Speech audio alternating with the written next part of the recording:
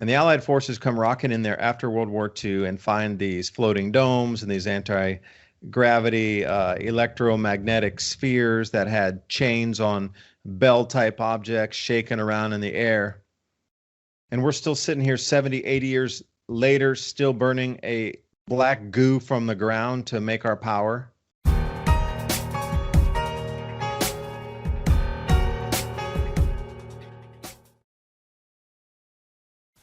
All of this Biden inflation tax talk, what's it really about?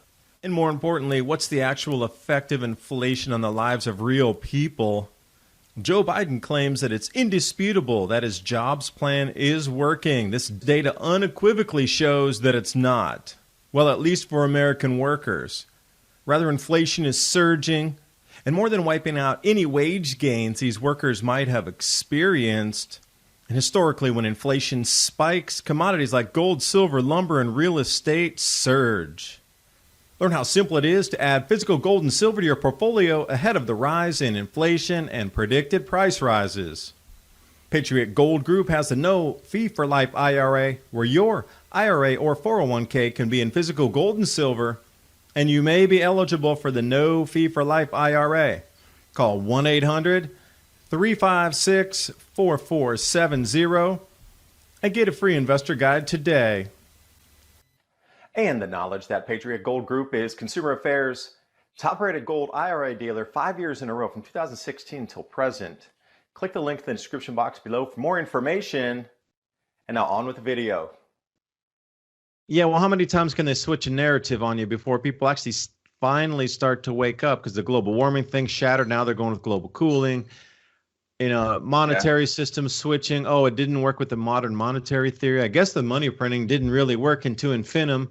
Gee, we never learned from the last 3,000 years of history that printing stuff and debasing currency never, it's going to work this time because we have computers, right? Like everything's being reset at this point on purpose. It's got to be a purposeful event. There's no way this is randomly just catalyzing by itself event after event. This is a purposeful happening right as we speak. We've been talking about this. It's kind of like an ad nauseum thing because we talk about the same thing, grow food. And now that it's all happening, it's like, what do you do for the masses? Like I'm reading this article from the WHO right here, where they're pushing all the countries to ban the sale of live wild animals in food markets. So they're going to cite this current situation as the reason. But when you really think about it, what they're doing is they're going to the root of people being able to feed themselves. So if you're buying packaged meat, and it's got all that formaldehyde and solution or whatever from the store, and most people don't even think about it. They just get them some hamburger, some chicken, whatever. But healthy people know that they need, the fresher the food, the more healthy it is. And this is what I was talking about a long time ago. They are going to legislate and governmentalize every aspect of your life to where they're going to micromanage how many wheat stocks you have or corn stocks, how many animals you have, what kind of animals they are. I recently just saw an article about a domesticated goat in Desert Valley and how the National Forest Service and everybody's flipping out because they're saying it's going to kill all of the, the bighorn sheep. But it sounds like to me just another one of a long line of excuses why you're not allowed to have fresh meat. It seems like a lot of these limitations are currently in, more developed countries. But, when you start stepping further afield away from the control mechanisms of, endless cameras across everywhere and whatnot, I was wondering how they were going to start to control some of these lesser developed nations. Well, if they do pass a mandate across the whole world, no more fresh markets. Then what? What does that make a grandma who has fresh veggies that used to go to the corner down there to sell and now a felon? But that's okay. I've been telling everybody we're going over to a more robotic system anyway. So, the brain chip that everybody's talking about, the Neuralink, and I've showed it many times on here. So basically they put it in there and within a few seconds of the monkey getting treats through a tube, he learns how to play Pog, a video game, through his mind on the television. It doesn't sound like that big a deal. And I've been saying that if they've put it in a pig and they've put it in a rhesus monkey, the next logical step is human beings. And according to this and several other people's. The brain chip will be put in this year into humans. Neuralink, it's Johnny Mnemonic time, but this will keep you distracted while everything else is burning down around you. Sounds fun. Maybe I can invent my own self-hologram in there. Oh, wait, that's called reality already. Wait a minute. We can get another construct of reality on top of reality? I have an article actually here about how they're going to switch over soon to the next gen of phones, which will be all hologram phones. Navy's coming out with saying that, with these few patents that they have, that they're able to bend the construct of reality. And, they're talking about spin dynamics and torsion physics and Nikola Tesla devices for anti-gravity weightlessness. And suddenly they're coming clean with a lot of things that have been invented since the 1940s and 1950s on anti-gravity. And suddenly it's making the news as it's just being unveiled as a new solution for a lot of the world's problems, from energy to transportation to supply chains, logistics. All right in time for this reset. It's pretty interesting on the timing. At the same time as they say they're going to disclose what they know about UFOs, which I doubt seriously you're going to get the right version of what's going on. I bet we'll get the Bluebeam fake alien invasion hoax version of that out of anything versus free power for humanity. Are you kidding me? Come on. Central banks never want to lose their power grip. It's funny, too, because remember I told you last time we were talking about the little probe that they put on Mars, a little helicopter, and I was saying, mark my words, they're going to have a bunch of problems where we'll never see anything. So first, they've already had a software issue. And now they're saying that their $8 million probe is engulfed in Martian dust and is having electrical problems, and that they didn't see that coming. A little something on here. Did you see the rainbow on Mars? If you go to strangesounds.org, they have an image here of a rainbow on Mars that the rover had captured. And wait, again, this whole narrative shift. Like when I was a kid, it was a dead planet, no magnetic field, zero atmosphere, no possibility of an atmosphere, no water up there, and now mysterious rainbow on Mars. And it actually looks like a real rainbow. So NASA's Perseverance Mars rover snapped a photo showing a rainbow stretching across the Martian sky. From a dead planet with no atmosphere and zero water, no possibility of water whatsoever as a kid, and then now there's rainbows up there. Well, you see like the slow drip feed narrative shift over my lifetime on a planetary scale about a planet that's visible. And they're seeing rainbows up there, like something way weird's going on with the atmospheres of the planets. Incredibly strange.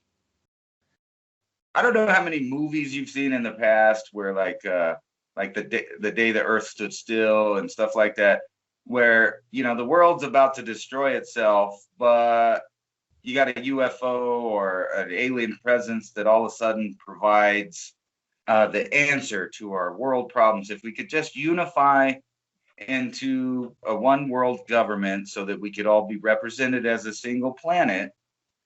And then you have at the same time, you got all of this stuff being leaked by the Navy and whoever, and they're saying they're going to disclose everything.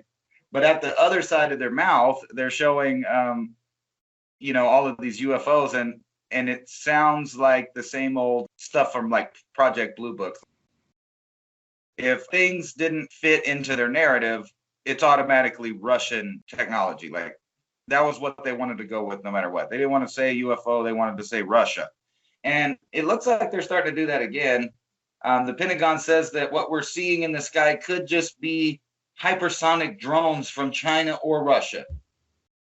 Now, we know they have hypersonic stuff, but do you think that's actually what it is? Or are they just kind of, telling you, don't worry about when you look up, we got it covered? Well, I personally feel that they're trying to mask the technological developments over the last 70 years that could have given this planet free power, where we never would have needed to go down this road of fossil fuel burning, because the technologies that were found after World War II, there's a lot of missing gaps in terms of where did the tech go? Why was it never experimented with and brought to the forefront and continuously improved on? If they'd, gotten into certain levels in the 40s and early 50s, then why was everything just stopped suddenly? Well, it just got taken to a more classified room in the back of the building there. So you can give all the explanations you want of, oh, that was a hypersonic drone or whatever, but what if it's an anti-gravity craft? It only allows you free power and weightless shipping on the planet, so running a truck or a rail line with weightlessness across. What if that allowed you to escape the planetary atmosphere, and however heavy you wanted it to be for lead coating to get through the Van Allen radiation belt, it wouldn't matter because it's weightless antigravitics. Weightlessness, you could put 20-foot thick lead shielding around that and just scream out of our atmosphere at Mach 17 or something. It wouldn't really matter. And it only goes at a certain speed and has to break gravity and has to get the slingshot around a planet and need all these technical people to figure out the mathematics, when in reality, you're just shooting straight out of the atmosphere with your anti-gravitics crap, incredible speeds, and ending up in Mars in like 2 or 3 days versus the stories we're getting. This tech has been here for a long time. The stories just go on and on and on about, especially in U.S. military bases in Iraq, being on, sacred spots, and then old towns, villages, and cities, and the archaeological digs going on inside the U.S. military bases without having to worry about the assessments. They just went in and dug with dozers and just scraped stuff out of there looking for whatever they found. This is what I do not think it is. I don't think it's a hypersonic drone. I think it's technology that's been invented, improved on, that's being hidden from us, removed from our world on purpose so we don't have the benefits of free power, so we don't need to be stuck in this construct of never-ending money printing, fiat, never-ending wars, central banking, and all the elite powers and private armies that control that all the way down. That's what I think it's all about, and that's why it's still here, and we don't have free power. If we indeed had anti-gravity technology that during World War II was being improved on by the German forces, and the Allied forces come rocking in there after World War II and find these floating domes and these anti-gravity electromagnetic spheres that had chains on bell-type objects shaking around in the air. And we're still sitting here 70, 80 years later, still burning a black goo from the ground to make our power. And the thing about automobiles, too, since I've been a kid, they've always talked about EPA, you got to improve the mileage of the cars, da-da-da-da. Why are we still at 20 or 30 miles per gallon? When I was a kid, it was 20, 30 miles per gallon. Fast forward 30 years, it's still 20 or 30 miles per gallon. I'm so surprised that we don't have cars that get 150 miles per gallon. That's the way it should be, at least 150 miles per gallon, minimum. Why are we still at 30 miles per gallon? You're like, ooh, I got 32 miles per gallon. Wow, it's such a fuel-efficient vehicle. No, it's not. It's a drudging dinosaur with anchors behind it, just barely scraping across the pavement at 32 miles per gallon. It should be 320 miles per gallon. But then you lose the control over the citizenry. And the corporations don't make as much money, and they can't finance. Central banking doesn't work as efficiently. Private armies don't get paid as much. And then people might have more freedom on the planet. Don't talk about that. I shouldn't talk about that. You sent me that, I guess, it's supposed to be like a secret covenant or whatever it is. I wanted to talk about the covenant here because I thought it was such the bizarre document as well. That was passed on to me after. Let me rewind my memory banks. Oh, Jeff Berwick, Dollar Vigilante, who was one of the original people to get it, but somebody in his mailing list sent it to me. I don't know if you noticed this, but I'm sure you read that. Did you notice that it was worded very odd? Almost like if a human didn't write it. It was as an off-planet species came down to invade this planet and wrote that as their, I guess, code of conduct for others that were coming down to oversee the farm called Earth. That's the way I read it. I don't know if you read something very similar, but that was definitely not our species writing that to control us. That was a different entity, interdimensional, extra-dimensional, whatever, off-planet, whatever. That was not us writing to control us. That was something else. One of the things that you first notice in there is it kind of links up to this thing about the Navy claiming that they control inventions that can change the fabric of reality. Several times in that, it spoke of illusion, misdirection, and to make sure that no one could ever see what was going on. There was some really odd things about it. It didn't just seem like, you know, some person decided to, well, I'll just mush all the conspiracy theories together. It really had a weird flow to it. It's not like the way that a human being talks or writes. It could have been an algorithm. I could see that, like an AI talking. But even if so, you know, some of the points that are made in there, whether this is a real thing or not, the points are still valid. When I went through it, it's just like point by point.